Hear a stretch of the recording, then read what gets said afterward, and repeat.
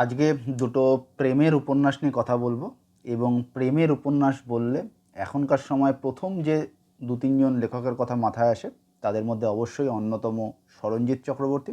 আজকে আমি স্মরণজিৎ চক্রবর্তীর দুটো উপন্যাস নিয়ে কথা বলবো। নমস্কার, আমি রক্তিম, আপনাদের সবাইকে বুকিশলি ইয়োর্স চ্যানেলে স্বাগত।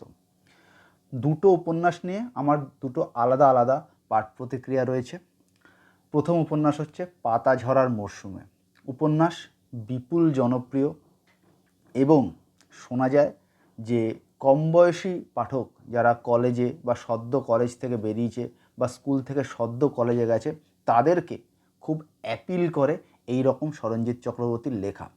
পাতা ঝরার মরশুমের গল্পটা হচ্ছে মফস্বল বাটানগর সেই রকম অঞ্চলে কিছু ছেলেমেয়েদের সম্পর্কের টানাপোড়েন নিয়ে, এবং এর মাঝখানে জুড়ে দেওয়া হয়েছে একটা স্পোর্টস কনফ্লিক্ট বা একটা ফুটবল ম্যাচ বা একটা ফুটবল টুর্নামেন্ট, সেটাকে জুড়ে দেওয়া হয়েছে। কিন্তু সত্যি কথা বলতে আমি যে এজ গ্রুপে বিলং করি এই এজ গ্রুপে প্রেমকে একটু অন্যভাবে আমি দেখতে পছন্দ করি, বা আমার মনে হয় আমার মতো আরও অনেক পাঠকও পছন্দ করেন। তাই সেদিক থেকে আমার কিন্তু খুব মধ্য বা নিম্ন মানের মনে হয়েছে পাতা ঝরার মরশুমে। অনেক খুঁজে খুঁজে যদি একেবারে সেই মাইক্রোস্কোপ দিয়ে খুঁজতে হয় তাহলে আমার পাতা ঝরার মরশুমের মধ্যে যে পজিটিভ দিকগুলো মনে হয়েছে সেটা হচ্ছে স্বাভাবিকভাবেই স্মরণজিৎ চক্রবর্তীর বর্ণনা এবং বাক্যের যে মূর্ছনা, বাক্যের যে কোয়ালিটি, সেটা অসাধারণ, সেটা ভালো লেগেছে। এবং ওই মফস্বল শহরটাকে উনি যখন পাতায় রিক্রিয়েট করছে, এখানে একটা কথা খুব ভালো করে বোঝা দরকার লেখকদের সম্বন্ধে বা লেখা মানে কি। দেখুন, কতগুলো লেটারকে এক জায়গায় অ্যাসেম্বল করে একটা ওয়ার্ড, আর কতগুলো ওয়ার্ডকে অ্যাসেম্বল করে কিছু সেন্টেন্স, আর কতগুলো সেন্টেন্সকে এক জায়গায় করে একটা প্যারাগ্রাফ লিখে দেওয়া বিরাট কোনো বড় ব্যাপার নয়, সে তো আমিও পারবো।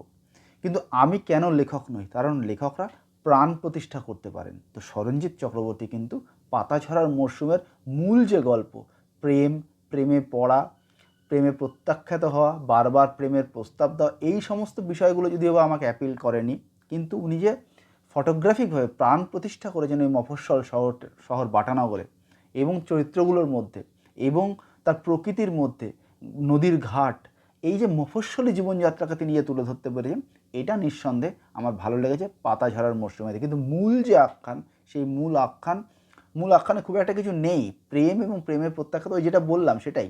সুতরাং সেটা আর আমাকে খুব বেশি অ্যাপিল করেনি।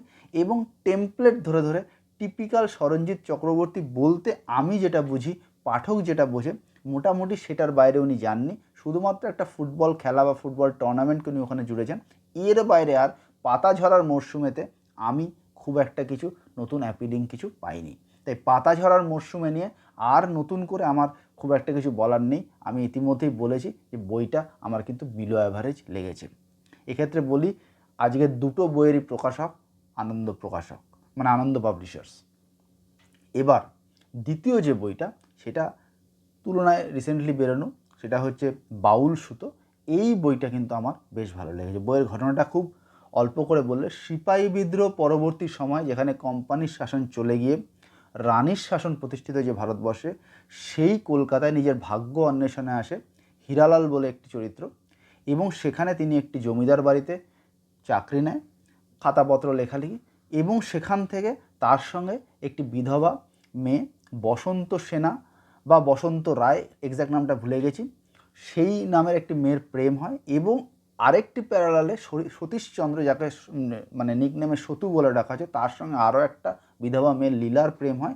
এবং এই দুটো প্রেম প্যারালালি চলতে চলতে, এবং প্রেমের মধ্যে কী যোগাযোগ আছে, এই দুজন নিজেদের প্রেমের মধ্যে বা নিজেদের ঘটনার মধ্যে কী কী কানেকশান আছে, এইটা চলতে চলতে কিন্তু এই বাউল সুতো উপন্যাস শেষ হয়।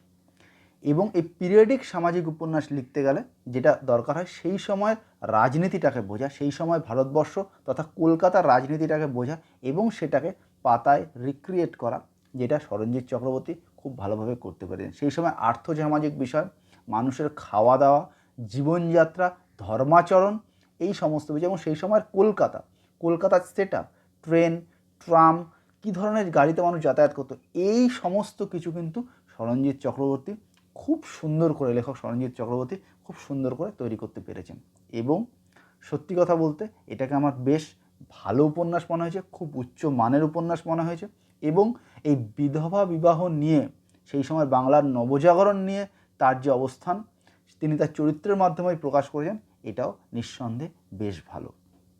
গল্পের মধ্যে স্বাভাবিকভাবেই যেমন প্রোটাগনিস্ট রয়েছে সেরকম অ্যান্টাগনিস্ট রয়েছে, একজন পিসে মশাই বই টাইপের অ্যান্টাগনিস্ট রয়েছে, সেই অ্যান্টাগনিস্ট চরিত্রটাকে সুন্দর করে তৈরি করা রয়েছে এবং সেই সময় মানে উইমেনদের কীভাবে মানে পিছিয়ে রাখা হতো সোসাইটিতে এবং সেখান থেকে বের করিয়ে আনার চেষ্টাটাও যে কিছু পুরুষ করছিল বা কিছু সাধারণ মানুষ করছিল, ঠিক সমাজ সংস্কারক নয়, মানে কেশবচন্দ্র, বিদ্যাসাগর বা ডিরোজিও এই টাইপের নয়, তার নর্মাল সাধারণ মানুষরাও যে করছিল এই বিষয়টাকেও কিন্তু তুলে আনতে পেরেছেন লেখক।